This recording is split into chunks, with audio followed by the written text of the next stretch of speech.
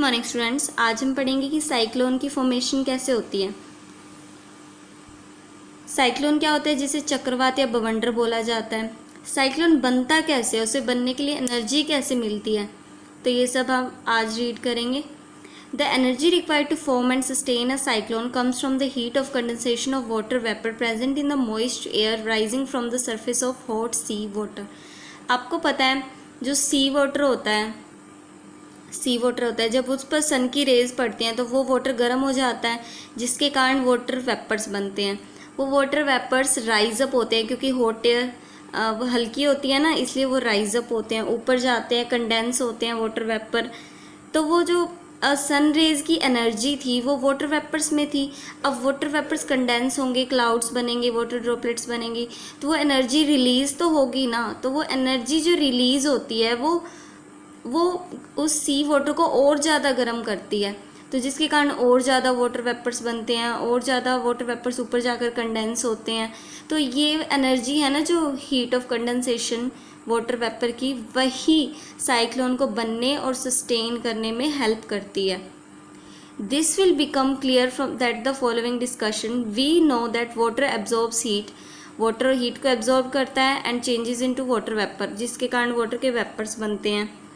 The absorbed heat get stored in water vapour. जो heat absorb की वाटर ने, सी वाटर ने, वो वाटर वेपर में स्टोर हो जाती है। Now when water vapour get cooled, जब वाटर वेपर राइज अप होकर ऊपर जाकर कूल होते हैं and condense to form liquid water, और वो कंडेंस होकर लिक्विड फॉर्म में वाटर बनाते हैं, it releases the stored energy, जिसके कारण वो जो एनर्जी थी वाटर वेपर में वो रिलीज होती है, बाहर निकलती है। This is called the heat of condensation of water vapour. उसे बोला जाता है वाटर वेपर की heat of condensation. A cyclone is powered by the heat of condensation of water vapour present in the warm high moisture air which rise from the warm sea surface and condense at high altitudes to form cloud। जो cyclone को वो power मिल रही है वो heat of condensation of water vapour से ही मिलती है, जो हीट वार्म हाई मॉइस्चर में प्रेजेंट होती है, जो राइज अप करती है सीज के सरफेस से और ऊपर जाकर हाई एल्टीट्यूड में कंडेंस हो जाती है टू फॉर्म क्लाउड्स, फिर बादल बन जाते हैं उनके। The sea water become warm. Sea water गर्म कैसे हो जाता है, वो गर्म हो जाता है because it is heated by sun heat rays, क्योंकि ये सन की हीट रेज से गर्म होता रहता है। It is the warm sea water which provides heat continuously for the evaporation of water to form water vapor। It is the warm sea water, ये गर्म सी वाटर ही होता है which provides heat continuously, जो लगातार heat provide करता रहता है for the evaporation of water, water के evaporation में यानी उनको भाप बनने में वाटर में वो एनर्जी देता है to form water vapour. Let us now discuss the cyclone in detail. अब हम साइक्लोन को डिटेल में पढ़ते हैं कि इसकी फॉर्मेशन कैसे होती है। Now this is cyclone. देखो ये साइक्लोन की आपको सैटेलाइट पिक्चर शो की गई है। ये जो बीच में आपको दिख रहा है ना, यहाँ पर है ना लाइट एयर्स होती हैं, ये आई ऑफ द साइक्लोन होता है। इसके अंदर हल्की फुल्की हवा चलती हैं, बस ज़्यादा इसके अंदर नुकसान नहीं होता। इसका डायमीटर 10 to 30 किलोमीटर हो सकता है। और जो यहाँ पर आपको साइड में ये जो डेंस क्लाउड्स दिखाई दे रहे हैं, यहाँ पर बहुत ज़्यादा तेज़ हवा चलती है, बारिश होती है, तो यहाँ पर नुकसान ज़्यादा होता है, डिस्ट्रक्शन ज़्यादा होता है। इस cyclone is a huge, cyclone बहुत बड़ा रिवॉल्विंग स्टॉर्म होता है, घूमता हुआ तूफान होता है, रिवॉल्व कर रहा है ये।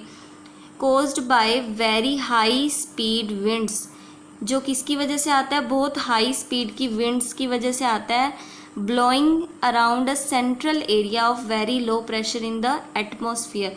इसके बीच में ये जो आई है ना साइक्लोन की, यहाँ पर बहुत लो प्रेशर होता है, तो ये लो प्रेशर के अराउंड, इस लो प्रेशर एरिया के अराउंड बहुत हाई स्पीड में विंड्स ब्लो करती हैं, रिवॉल्व कर रही होती हैं। तो इसी ह्यूज रिवॉल्विंग स्टॉर्म को क्या बोला जाता है, साइक्लोन बोला जाता है। ठीक है। A cyclone is formed over warm sea water. Cyclone हमेशा गर्म सी वाटर के ऊपर बनता है। It is about 10 to 15 kilometre high. ये 10 to 15 किलोमीटर इसकी हाइट हो सकती है।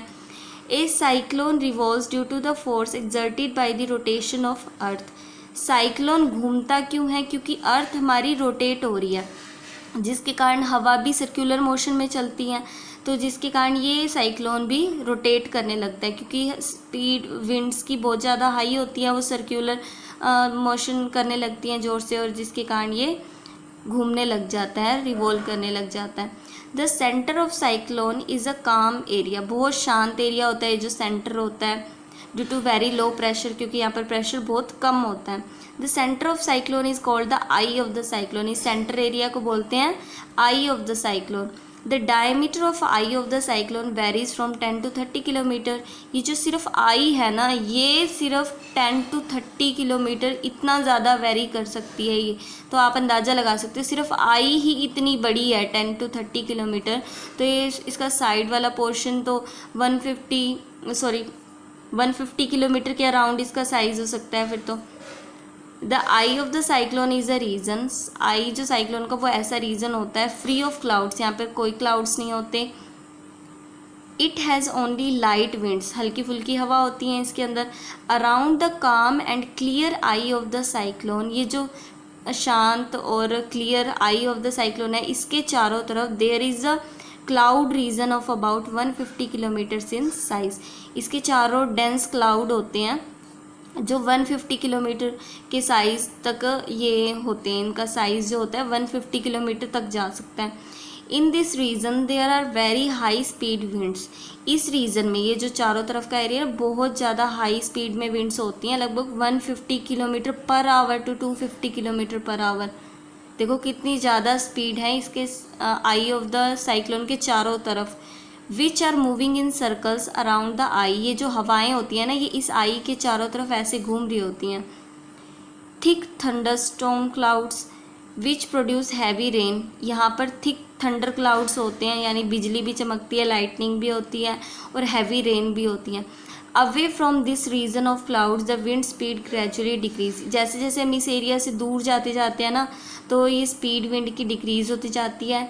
इस साइक्लोन इज़ नोन एज चक्रवात और बवंडर इन हिंदी, साइक्लोन को हिंदी में चक्रवात या बवंडर भी बोला जाता है। We will now describe the formation of cyclone, अब साइक्लोन बनता कैसे है अब हम वो पढ़ते हैं। Now we read how a cyclone is formed, cyclone बनता कैसे। A cyclone is formed in the atmosphere over warm sea water near the equator during the hottest summer months.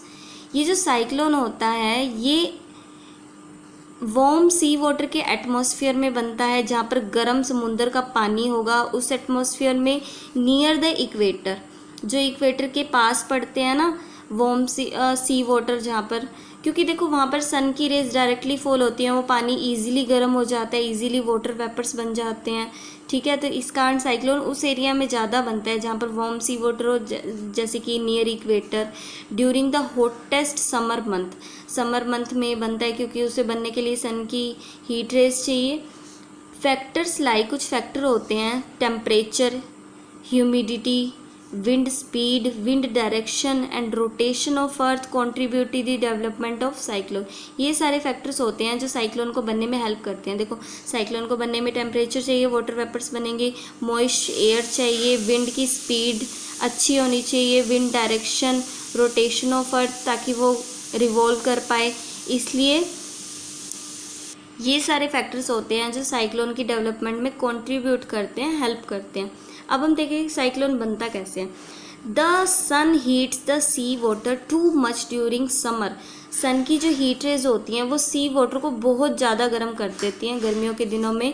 Warm and moist air rise up, जो गर्म और moist air होती है वो rise up करती है, क्योंकि देखो एयर जब भी गर्म हो जाएगी तो वो लाइट हो जाएगी, हल्की हो जाएगी, तो वो ऊपर की तरफ उठेगी, राइज अप करेगी वेरी रैपिडली, बहुत तेज़ी से, from the hot sea surface, जो सी का सरफेस है, समुद्र का जो तल है, उसके ऊपर से वो moist air warm air rise up करेगी। This creates area of very low pressure causing cool air to rush in to fill the vacuum surface space. देखो एयर जो राइज अप कर रही है, पीछे तो लो प्रेशर का एरिया बचा ना, क्योंकि यहाँ पर एयर कम हो गई, अब लो प्रेशर हुआ, तो जो साइड में ठंडी एयर है, कूल एयर है, वो हैवी है, और यहाँ लो प्रेशर है, या हाई प्रेशर या लो प्रेशर, तो हाई प्रेशर से लो प्रेशर की तरफ एयर मूव करेगी, तो ये जो कूल एयर होती है ना वो फटाफट रश इन करती है, यानी फटाफट यहाँ पर रश करती है to fill up the vacuum space. As the warm and moist air rise high up in the atmosphere, जैसे जैसे वो गर्म और मॉइस्ट एयर जिसमें बहुत सारा वाटर वेपर है उसे बोला जाता है मॉइस्ट एयर, जिसमें वाटर वेपर्स होते हैं। तो वो गर्म और मॉइस्ट एयर जैसे जैसे राइज अप करती है एटमॉस्फेयर में वो ठंडी होने लगती है। Water vapours present in it condense to form thick clouds, जो वाटर वेपर्स होते हैं वो कंडेंस होने लगते हैं जिसके कारण घने क्लाउड्स बनते हैं, थिक क्लाउड्स बनते हैं, जिन्हें बोलते हैं thunder clouds, releasing a lot of heat in the atmosphere. देखो वो तो नीचे सन की हीट रेज से हीट लेके गए थे ना, एनर्जी लेके गए थे, अब उन्होंने ठंडा होना स्टार्ट किया, क्लाउड्स बने कंडेंस होने पर, तो वो हीट तो निकलेगी ना, तो हीट एटमॉस्फेयर में वो रिलीज होने लगती है। The heat release by the condensation of water vapour, जो वाटर वेपर की कंडेंसेशन होने से हीट रिलीज होती है एटमॉस्फेयर में, warms the air all around. तो वो जो हीट रिलीज हुई वाटर वेपर से वो आसपास की एयर को फिर से गर्म कर देती है। This warm air rise higher into the atmosphere, फिर वो जो एयर है वो और ज़्यादा ऊपर जाती है, कोजिंग अ लो प्रेशर, जिसके कारण लो प्रेशर कोज होता है। More air rushes up to take up the warm rising air, तो और ज़्यादा एयर रश करती है जो लो प्रेशर का एरिया है उसको ऑक्यूपाई करने के लिए, क्योंकि हाई प्रेशर से लो प्रेशर की तरफ एयर मूव करती है, हमने पहले भी पढ़ा है। This process is repeated again and again, ये प्रोसेस बार बार रिपीटेड होती है क्योंकि वो हीट रिलीज होती है तो वो हीट आसपास की एयर को गर्म करती है, फिर वो एयर फिर से ऊपर जाती है, ठीक है, फिर वो ठंडी होती है, फिर हीट रिलीज करती है, आसपास की एयर को गर्म कर देती है, फिर वो ऊपर जाती है। तो ये प्रोसेस बार बार रिपीट होता रहता है। तो इसके कारण एयर राइज करती है हाइयर एंड हाइयर, एटमॉस्फेयर बहुत ज़्यादा ऊपर चली जाती है, and also forming more and more thick clouds, जिसके कारण और ज़्यादा थिक क्लाउड्स बनते हैं जिन्हें थंडर क्लाउड्स बोले जाते हैं।